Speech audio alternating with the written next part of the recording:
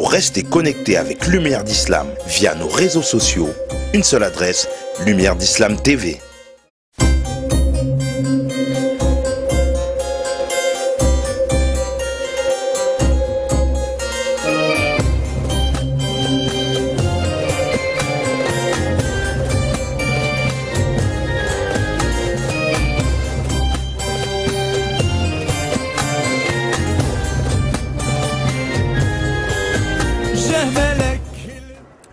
Assalamu alaikum, bienvenue à toutes et à tous pour ce nouveau numéro de Lumière d'Islam.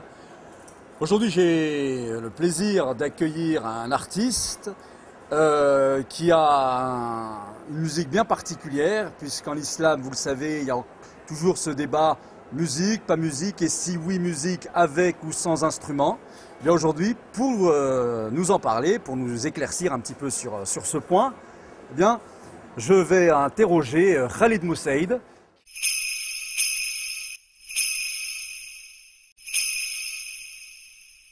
Assalamu alaikum Khalid. Wa alaikum salam.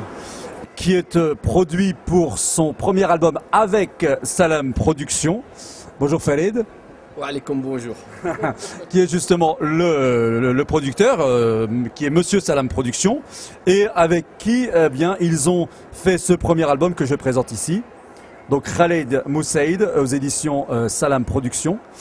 Alors justement quand j'écoute cet album, donc je l'ai écouté. J'écoute tout ce que je reçois, vous pouvez, n'hésitez pas. Effectivement, je me mets à la place de quelqu'un qui a l'habitude, par exemple, d'écouter de la musique. La première surprise, c'est que c'est totalement a cappella. Il n'y a pas d'instrument, il n'y a pas l'ombre même d'un instrument. Alors, comment prend-on la décision de faire tout un album sans musique? Et pourquoi? Comment tu l'expliques, Khalid? Alors, d'abord, ce qu'il faut savoir, c'est que, comme à la base, je ne suis pas musicien, je ne suis pas artiste. J'ai commencé il y a une quinzaine d'années, donc je n'étais pas quelqu'un qui était initié à la gamme ou au solfège, etc. Donc j'avais la particularité d'aimer écrire. Donc je focalisais d'abord sur le texte, sur le message. Et bon, comme j'ai ma voix que j'ai, je remercie Dieu de m'avoir donné un père qui a justement cette belle voix, donc j'ai utilisé cette voix à bon escient. Et j'ai écrit des textes, j'ai chanté, mais sans formation musicale. Alors ce qui s'est passé, c'est qu'il y a une quinzaine d'années, lorsque j'ai commencé ma première aventure avec le groupe Le Silence des Mosquées. Oui, on rappelle que je vais te laisser nous dire un petit peu ton parcours. Voilà. Donc en fait, on a commencé de manière très artisanale, il y a une quinzaine d'années, de enregistrer des textes pour nous, pour les jeunes. Parce qu'il y avait une particularité à l'époque, c'est que les jeunes, lorsqu'ils voulaient apprendre leur religion, les jeunes musulmans, allaient à la mosquée comme tout le monde, mais ne comprenaient pas l'arabe. Donc ils y allaient un peu frustrés. Et lorsqu'ils ont entendu quelqu'un qui leur parle de religion, de message, c'était même pas du prosélytisme, c'était un message à la spiritualité, ça les a bouleversés. La première fois qu'on leur parlait en français, qu'on leur chantait en français. Donc nous on avait uniquement cette particularité du texte, mélodieux, sans musique. Et ça a incité les gens à se concentrer beaucoup plus sur le message, sur le texte et sur le sens des paroles. Donc on a raconté des histoires de jeunes où les jeunes pouvaient s'identifier à ce qu'on disait, ce qui a totalement connu une ampleur considérable. Très bien. Farid, donc de Salam Productions, de ton côté, est-ce que c'est pas prendre un risque de produire ce nouveau type d'album? De toute façon, tout nouvel album de nos jours, c'est prendre un risque. Mais ce qu'il y a, moi je voulais rentrer dans une nouvelle aventure et dans un nouveau projet de musique, d'album justement sans instrument de musique, justement pour faire profiter les gens à s'intéresser plus aux paroles et aux textes et aux messages que passera l'artiste et d'autres artistes et surtout Khalid Moussaïd. C'était mon but. C'est le but d'écouter plus et faire plus attention aux paroles et aux textes. Car nous, notre devoir, c'est d'abord de faire passer un message. Bon, j'ai rien contre ceux qui écoutent la musique et tout, mais il y en a plein qui sont brachas, ils sont tous à l'aise et ça, et ils savent même pas ce qu'il dit le chanteur. Ils font même pas attention à ce qu'il dit le chanteur. Ou ceux qui écoutent les chansons en anglais, ils sont là, ils sont en train de danser et tout ça, et peut-être que le chanteur est en train de les maudire. De les maudire, voilà, j'ai pas voulu le dire. Ben voilà, et c'était mon but. On prend le risque comme tout producteur. Alors, pour rentrer un petit peu dans l'album, Donc on voit bien, il y a des titres, tous les titres ont évidemment un thème religieux et islamique, hein, plus près, voilà, spirituel. Il y a des compositions à toi, dedans. Et comment le public l'a reçu? Alors en fait, tout simplement, moi j'ai une particularité, c'est que ce que je vis, je sais que d'autres le vivent. Donc j'écris ce que je vis. Et à travers ce que les gens écoutent de ce que je vis, ils se reconnaissent, ils s'identifient totalement là-dedans. Donc la réaction est plutôt intéressante. Et on le voit même ici, lorsque on participe à des salons ou quoi que ce soit, les gens s'arrêtent pour entendre. Parce qu'il y a quelque chose qui s'adresse à eux. Alors, pour une anecdote, pour dire que c'est un message qui n'est pas uniquement intracommunautaire, c'est qu'un jour, j'ai reçu un courrier d'une chrétienne, jeune fille, c'était à Besançon, elle était dans sa voiture. Et elle conduisait, et la radio locale avait mis une chanson que j'avais composée avec, à l'époque, Le Silence des Mosquées. C'était l'histoire d'un jeune qui est mort d'une maladie, mais c'est sa foi qui l'a permis de tenir. Elle me dit, mais quand j'ai écouté cette chanson-là, j'ai tellement pleuré que je n'arrivais plus à conduire. J'étais obligé de m'arrêter sur le bas-côté pour pleurer. Et elle n'était pas musulmane, elle était chrétienne, de confession chrétienne. Et une chose qu'elle m'a dit qui m'a beaucoup touché, mais elle m'a dit, mais finalement on vit la même foi. Ce que vous dites, je le ressens aussi. Et c'est ça où la musique, qu'elle soit avec ou sans instrument, elle fédère. Ben alors à ce moment-là, qu'est-ce qui te dérangeait de mettre de la musique? Je te dis ça parce que on a pas mal d'artistes reconnus, hein, connus et reconnus aussi, sans les citer, Sami Youssouf, etc., qui aussi développent des thèmes religieux et pourtant ils mettent de la musique. Qu'est-ce qui fait que toi tu n'en mets pas? Alors moi, ma différence avec tous ces artistes-là, c'est qu'eux, ils ont une formation musicale très poussée. Moi, j'agis au feeling. Moi, je mets ma voix au service d'un texte, je mets mon inspiration au service d'un message. Certes, mais tu pouvais t'entourer de musiciens. Tu as choisi de ne pas le faire. On l'entend bien dans cet album, il y a véritablement le choix de faire un album a cappella. Donc, il y a plein d'artistes, plein de chanteurs qui n'ont pas de formation musicale, qui ne savent pas appuyer sur une note, etc. Ça, il y en a plein. Mais pourquoi tu t'interdis? On sent que tu te l'es interdit, la musique. Alors évidemment, moi je suis comme tout le monde. J'ai grandi ici, j'ai grandi en France, etc. J'écoute de la musique, je sélectionne ce que j'écoute, mais je ne me l'interdis pas. Par contre, étant donné que j'aime bien jouer sur les voix lorsque j'enregistre, j'aime bien jouer sur les vocalises, et j'adore tout ce qui est harmonie. Et je mets ça en valeur pour développer un style. Parce que je pourrais très bien, c'est surtout une question de style en fait. L'auditeur, quand il écoute le texte, il reconnaît un style. Il dit, ah, ça c'est quelque chose que je connais, c'est un message et il s'arrête. Tandis que si je faisais de la musique, je mets par exemple, je peux mettre du violon, je peux mettre du piano, je peux mettre une percussion. Je ne vais pas me différencier, parce que beaucoup le fait. Par contre, ce qui m'intéresse là-dedans, c'est l'aspect style. Chacun doit avoir une identité. Vous avez par exemple des artistes, il suffit que vous entendiez un morceau de musique, vous savez que c'est tel artiste. Et moi, ce que je veux à travers ceci, c'est pas m'interdire la musique, parce que je ne m'interdis pas, au contraire, je maîtrise ce que je fais, mais c'est plutôt développer un style pour que les gens puissent être attentifs. C'est plutôt ça, c'est plutôt une question d'identité musicale. D'accord, donc c'est ton identité à toi. Et en fait, tu es fidèle à ton identité. L'artiste Khalid Moussaïd, c'est ça. Voilà. Si vous voulez écouter, si vous cherchez Khalid Moussaïd, c'est ça. C'est comme ça qu'on le reconnaît. D'accord, ça se tient, c'est un discours qui se tient. Alors, il n'y a pas que j'ai envie de dire, de la spiritualité dans ton album. Il y a aussi un engagement. Donc, ici, par exemple, le titre numéro 11 de cet album, Soulèvement. Donc, ça fait référence à, on a bien compris, au soulèvement populaire dans le monde arabo-musulman. Alors, comment toi, ça t'a parlé, au point d'en faire une chanson? Évidemment, lorsque je parle de message spirituel, mais je ne suis pas cloisonné uniquement dans la spiritualité. Je m'occupe aussi, je m'informe de ce qui se passe dans le monde. Et quand il y a un sujet qui me touche, j'en parle.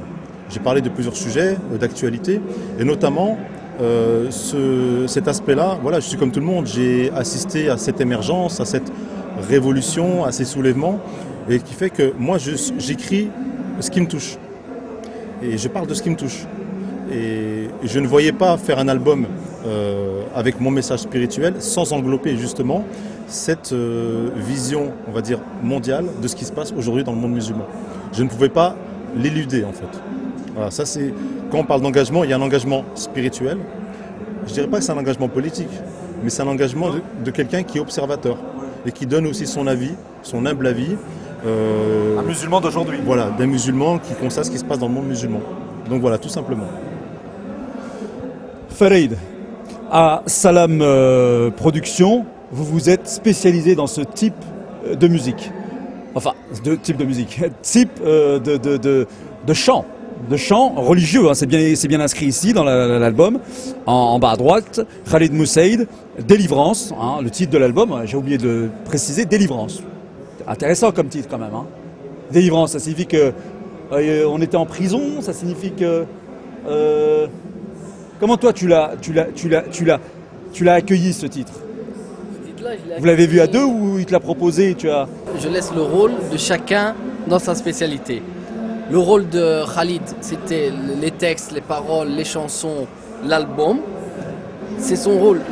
Moi, mon rôle, c'est vrai que j'ai des fois mon petit mot à dire pour quelques titres ou quoi, mais sa spécialité, c'est ça. Moi, je suis là pour le produire, Inch'Allah, pour travailler ensemble, pour faire passer des messages.